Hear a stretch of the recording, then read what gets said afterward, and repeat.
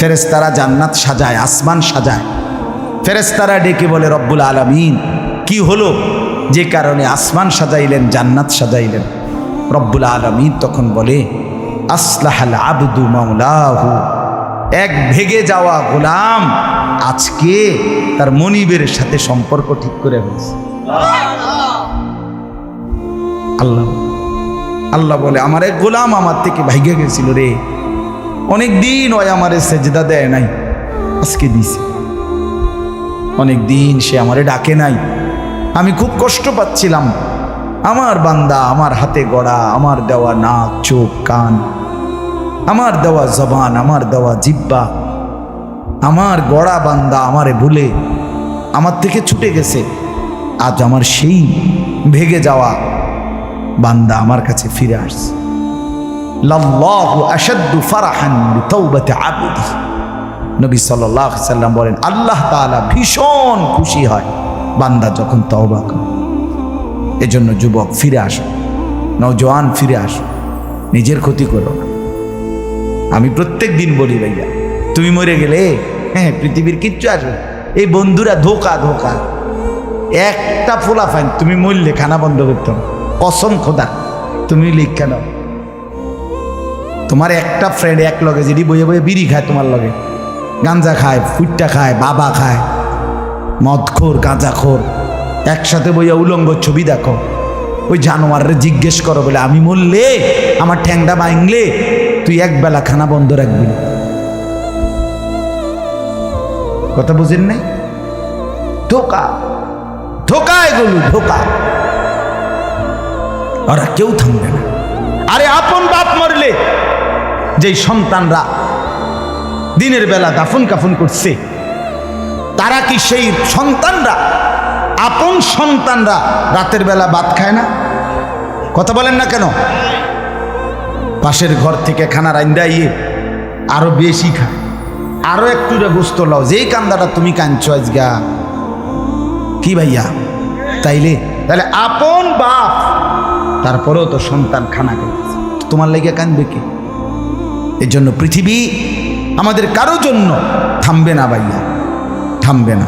সামনের গাড়ি অ্যাক্সিডেন্ট করে, পেছনের গাড়ি অপেক্ষা করে না, পাশ কাইটা কাইটা চলে যায়। জ্যাম বাজ্যা গেলে আরো শিক্ষার শুরু করে, আরে লোক মরে গেছে, আরে মরলে মরুক বেটা, রাস্তা ক্লিয়ার করতে কও। ঠিক কিনা বলেন না কেন? ধরে বেটা বেটা কেডা মরছে না মরছে বেটা, এর লেগে বুঝি মানুষের রাস্তা আটকায় রাখবে, মানে এই যুক্তি দেখা।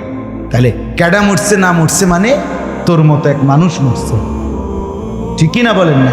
তোর মতো এক সুস্থ সবল মানুষ মরছে বেটা, যে একটু আগে হাত নাড়তো পা নাড়তো, সেই মানুষটা এখন রক্তে ভাসতেছে বেটা। পাত্তাও নাই, কিসের সময় কাম, কার হাতে সময়? সবাই মেশিনের মতো যন্ত্রের মতো দৌড়াইতেছে।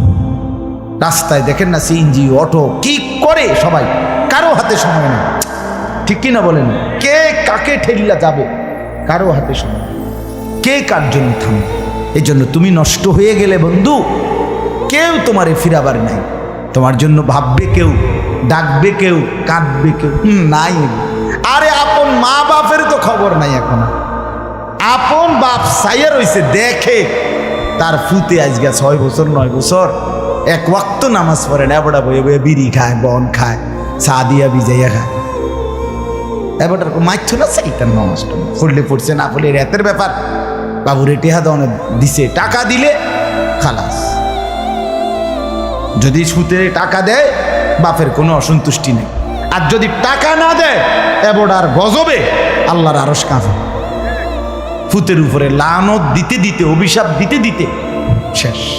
কারণ টাকা দেয় না, টাকা দেয় না, পুরা গ্রাম হাইটা হাইটা তখন মানুষের কাছে বদনাম।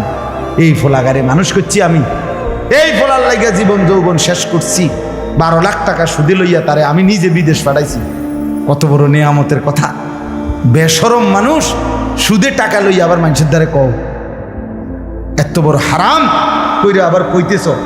হ্যাঁ, 12 লাখ টাকা দিয়ে ফোলা বিদেশ পাঠাইছি আমি, কিস্তি লইছি আমি, সুদে লইছি আমি, আর অন ফোলাগা একটা টাকা দেয় না। তার মানে সম্পর্কটা হয়ে গেছে এখন টাকা পয়সার ভিত্তি। আখিরাত কোথায়? আখেরাত কোথায়? আমার মা বলছিলেন, আজীবন আমার আব্বা বলতেন, আলহামদুলিল্লাহ আমার আব্বা, আমরা 5 ভাই মাদ্রাসায় পড়ছি, 5 ভাই আলেম হয়েছি। আব্বা আজীবন বলতেন, আমার স্বপ্ন আমার ছেলেরা 5 জন আলেম হবে, আমার কবরের পাশে চারদিকে আমার ছেলেরাই দাঁড়াবে। এই বছর আমরা ঈদের 2 দিন পরে বাবার কবরের সামনে মসজিদে গ্রামে মাহফিল করছি। আমি বয়ান করছি, আমার বড় ভাই বয়ান করছে, আমার ছোট ভাই বয়ান করছে, আমার আব্বার, আমরা 5 ভাই 3 বোন, আমাদের ছেলে মেয়ে মিলে, আর আমার মা বাইচা আছে, আমরা মোট 45 জন। আমার বাবার বংশ, মা সহ, মা ছাড়া 44 জন, মা একজন, 45 জন, একের গুণা 45 জন, 48, আলহামদুলিল্লাহ। একেবারে 45 জনের ছোট বাচ্চাটাও, একবারে 2.5 বছরের বাচ্চাটাও আলহামদুলিল্লাহ আল্লাহর নাম বলতে পারে। 2.5 বছরের মেয়েটাও ওই মজলিসে গেছে, আমাদের সবচেয়ে ছোট, সেও মাথায় হিজাব ছিল, আল্লাহর নাম রাখছে। দাদা ভাইয়ের কবরে দাঁড়াইছে, নানার কবরে দাঁড়াইছে। এই জন্য বললাম, মা বাপদেরকে অনুরোধ করি, সন্তানের প্রতি কদর করে। আল্লাহ বলে, নাফরমান পাপীরা, জালেমরা, দুশমনরা মনে করে আমি তাদের গোপন কথা, অন্ধকারের গোপন পরামর্শ, একেবারে চুপচাপ নিরিবিলি কথাগুলো আমি শুনতে পাই না। কারণ ইয়ারফোন লাগাই রাখছে না, শুনবো কেন? মা কানের মধ্যে 2টা বল্টু লাগাইলে তার আল্লাহ শুনে না, কথা কয় না।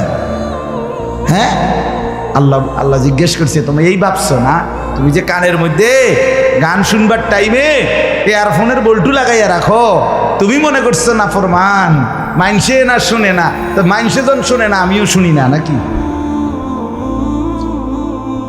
জবাব দেন, ওই যুবক বলো না মিয়া, মাটির নিচে কিংবা অন্ধকারে অথবা একাকী কোনো গোপন জায়গায় তুমি যেই অসভ্যতা করছো, যেই ভিন নারীর সাথে কথা বলছো, বন্ধুদের অসভ্য আড্ডা দিচ্ছ, তুমি মনে করছো গ্রামের কেউ দেখে না, গ্রামের কেউ জানে না। আল্লাহ বলে, তাহলে তুমি কি এই ভেবেছ যে আমি আল্লাহও জানি না? বালা, হ্যাঁ, আল্লাহ বলেন আমি জানি, আমি শুনি, আমি দেখি। আর অরসুলুনা লাদাইহিম ইয়াকতুবুন, আমার পক্ষ থেকে মনোনীত ফেরেশতা ডান কাঁধে বাম কাঁধে, তারা কিন্তু সাথে সাথে 24 ঘন্টা ইয়াকতুবুন, লিখতেছে লিখতেছে লিখতেছে লিখতেছে কি না বলেন? ডান কাঁধের আর বাম কাঁধের ফেরেশতাকে তুমি তোমার থেকে আড়াল করবা কেমনে? বলেন না কেন? কেমনে আড়াল করবেন? সুযোগ আছে কারো? আল্লাহ আমাদেরকে বুঝ দান করে। অতএব বাপ, জাহান্নামীর আত্মচিৎকার শুনলেন আপনি, জাহান্নামী আল্লাহকে ডাকবে, জাহান্নামী ফেরেশতাকে ডাকবে, জাহান্নামী একটু আযাবের হালকা করতে চাইবে, জাহান্নামী মৃত্যু কামনা করবে, জাহান্নামী কতভাবে যে বাঁচতে চাইবে, কিন্তু কসম আল্লাহ বাঁচতে পারবে না। এই জন্য দয়া করে রাত গভীরে মেহেরবানি করে চলেন প্রত্যেকে, ইনশাআল্লাহ সিদ্ধান্ত নিন। শেষ পর্যন্ত যে কয়জন যুবক টিকে রইলা, বসে রইলা, ভাইয়া তোমাদের কাছে অনুরোধ, আজকের থেকেই বদলাও ভাইয়া। আগামী দিনে মুসলমানের জন্য, ইসলামের জন্য খুব বেশি যুবকের দরকার। তখন কি হবে? এই জন্য আল্লাহকে নারাজ না করো, আল্লাহকে নারাজ না করো। দয়া করে ফিরতে চাই, আমরা ফেরাইতে চাই, নিয়ত করি ইনশাআল্লাহ। ঠিক আছে না? ইনশাআল্লাহ নতুন করে ভাবো, সবাই একসাথে ভাবা পারবা না। যেই যুবকদের ফিকির আছে, বুঝ আছে, দিমাগ আছে, তুমি নামাজ পড়ো, ইনশাআল্লাহ ভালো হবে। তো মোবাইল প্রয়োজনে ব্যবহার করো, যার যেটুকু প্রয়োজন এটুকুই দেবো। শুধু শুধু নারীর ছবি, নাচ, গান, অস্থির দৃশ্য কোনো দরকার নাই।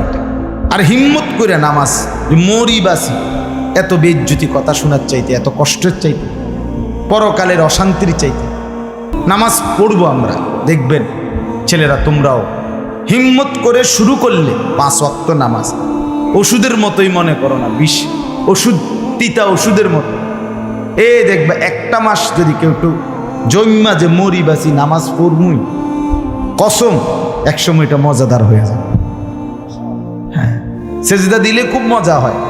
সেজদা দিলে বান্দা আল্লাহ পিঠে মাথায় আদর করে হাত বুলায় দেয়, খুব আদর করে।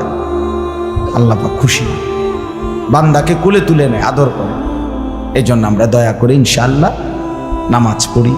পর্দার আড়ালের মা বোন যারা আছেন, মা আপনি যদি বেপর্দা হন, আপনিও শেষ হইলেন, এলাকার ছেলেগুলোকেও নষ্ট করলেন। একজন বেপর্দা নারী শুধু নিজে গুনাহগার, সে অসংখ্য মানুষকে পাপে অংশগ্রহণ করায়। এই জন্য একজন বেপর্দা নারী সে সরাসরি জাহান্নামের ফেরিওয়ালা। সে কিসের ফেরিওয়ালা? জাহান্নামের ফেরিওয়ালা। সে জাহান্নামের ফেরিওয়ালা, আগুনের ফেরিওয়ালা। কারণ সে তো তার রূপ যৌবন দেখাইতেছে, ফেরিওয়ালার মতো পিছনে পিছনে ডাকতেছে অসংখ্য যুবককে, দেখো আমাকে, বরবাদ করো নিজেকে, বরবাদ করো নিজের চরিত্র, বরবাদ করো নিজের কবর, বরবাদ করো নিজের আখেরাত। তাহলে সে গুনাহের ফেরিওয়ালা, সে জাহান্নামের ফেরিওয়ালা, সে অসভ্যতার ফেরিওয়ালা। এই জন্য একটি সমাজের মধ্যে সবচেয়ে নিকৃষ্ট বেপর্দা নারী, বেপর্দা নারী। আল্লাহ তাআলা আমাদের মা বোনদেরকেও হেফাজত করেন। আজকের মাহফিল যে যুবকরা সাজাইছে, আল্লাহ তাআলা সমস্ত নওজোয়ানদেরকে কবুল করেন।